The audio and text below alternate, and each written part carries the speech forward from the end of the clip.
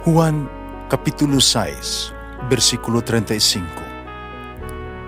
Si Jesus miingon kanila, "Ako mao ang pan nga naghatag sa kinabuhi. Ang muari kanako dili nagayod gutomon, ug ang mutuo kanako dili nagayod uhawon."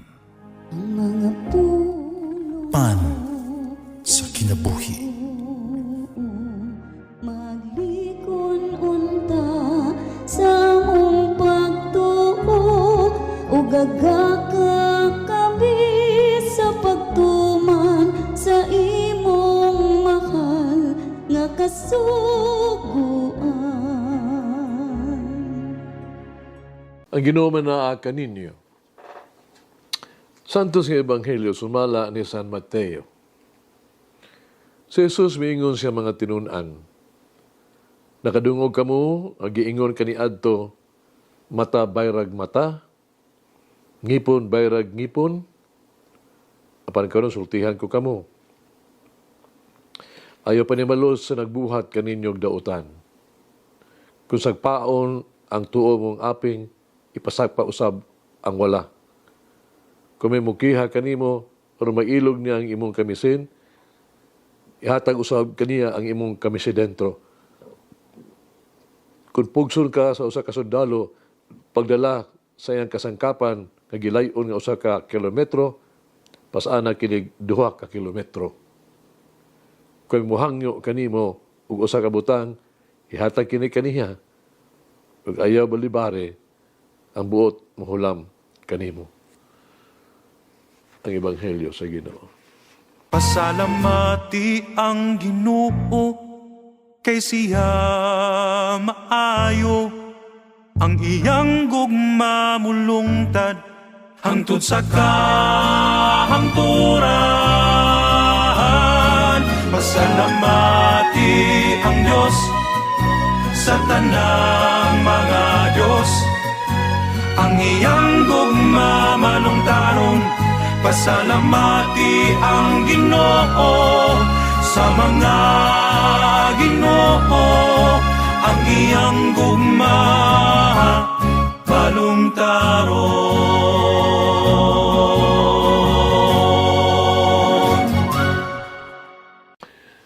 Si Jesus Ebanghelyo karong adlaw, nagdirekta o nagsulti kanato nga maghigala kanunay o likayan ang paghimo og mga kaaway. Gikan sa Ebanghelyo karong adlaw, kita makabuhat og duha ka butang. Doon natin mapupo o duha ka pagtulunan.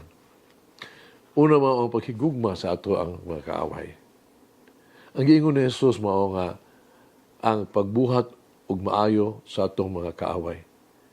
Kini aron malikayan ang pagpanimalos, ayaw pagunahuna og pagbalos. Di gyud nato tugutan ang daotang mga pagbati nga magabilin sa tuang kasing-kasing. Apan kinahanglan natong ablihan ang atong kasing-kasing sa pagsabot o pagpasahilo. Ato ang mga kasing-kasing kinahanglan dili gayud sirado kanila. Kung naghimo kita sa tanan ng mga posibilidad aron mapalambo ang atong pahigalaay. Kaduha, mga pag-ampo alang kanila. Ang gusto ni Jesus dinhi mao ang pagtinguha na maayo sila. Kini mao ang pagtan-aw sa kaayo diha kanila. Angay pa natong hunahunaon ang ilasig kaayuhan kanunay. Di na ito isira nga ito ang hunahuna kanila. Kinahanglang mutuog gihapon kita silang pagkamaayo. Salig lang gihapon ta kanila. Unsa man di ay ang gipangayo sa gugma sa Ebanghelyo karon. Una mao ang dili pagbalos sa daotan, batok sa daotan. Ang gugma nagpasabot sa pagbalos sa maayo sa daotan. Panalangin sa tunlo o mga pag-ampo alang ni adtong napasakit kanato.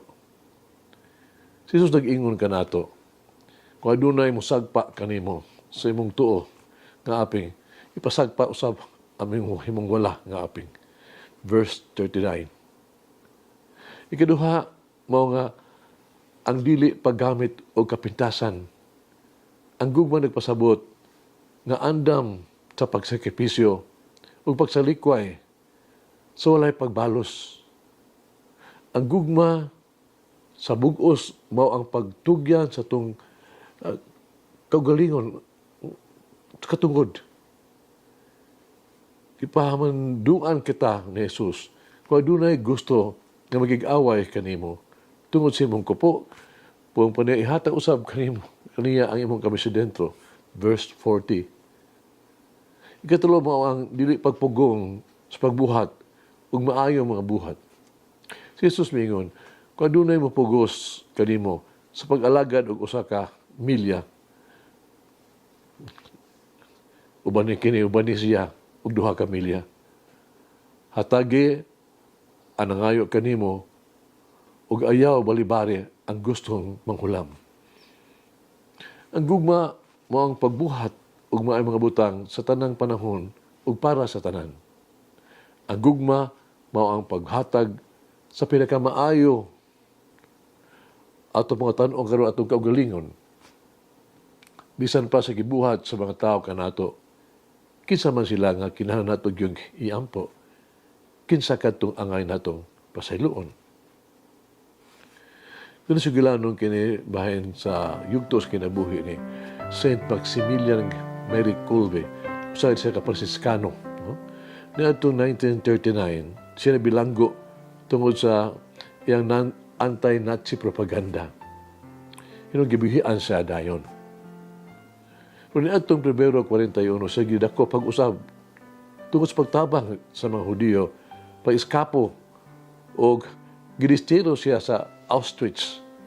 Dito niya gipakita ang iyang Kristohanong gugma sa iyang isig katao. Niadtong Hulyo 24, 1941, usa ka binilanggo naka-ikyas gikan sa bilangguan sa concentration camp.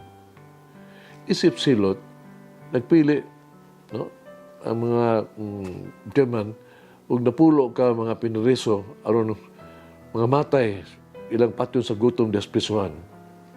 Isip murag gitawag og bayad o disiplina. Usa napulo ka napili si Francisque Guanosik. Ni tuaw siya sa paingon, dili Dios, dili ako palihog. Unsa may mahitabo sa ako ang kabus nga asawa ug siyam ko ka mga anak. Natandog pag-ayo o matuludanon sa iyahang pagsalig siya pagkapare. No? Si Father Simeon Maximilian Kolbe migawas o nihangyo na nga muyo sa komandante nga gitawag Fritz pong pa niya, ako usa ka katolikong pare gikan sa Poland, tigulang na ako. Gusto kang mupuli kaniya tungkay siya adunay asawa ug mga anak. Itong Agosto 1941, ang iyang kamatayon gipadali sa usa ka carbonic acid injection. Gipatay siya. Sula pa niya wa pasunog ang iyang patayng lawas. No? Nakit-an sa mga tao adunay kahayag sa mangitngit nga prisuhan. Mga isuan hagit sa kinabuhi, kinsa man kadtong kinahanglan nato yung pasayloon. Kinsa man ng mga tao nga kinahanglan natong mangayo sa tagapasaylo. Mag-ampo kita. Ako minahal nga Ginoong Hesus. Ako mahigugmaong igsuon. Mga pasiloon nga mangluluwas. Himo ako nga sama kanimo, maagkop ug maluluyon.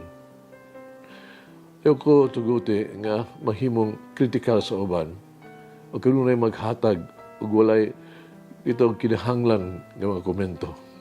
Magpasakit. Himuang nga ako kanunay nga magmaluluyon. Tuguti ako nga pasaylo ug dili butulisok sa akong isig katao.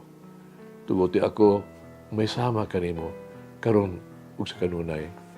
Amen. Mama Mary, help me to overcome my tendency to be self-willed.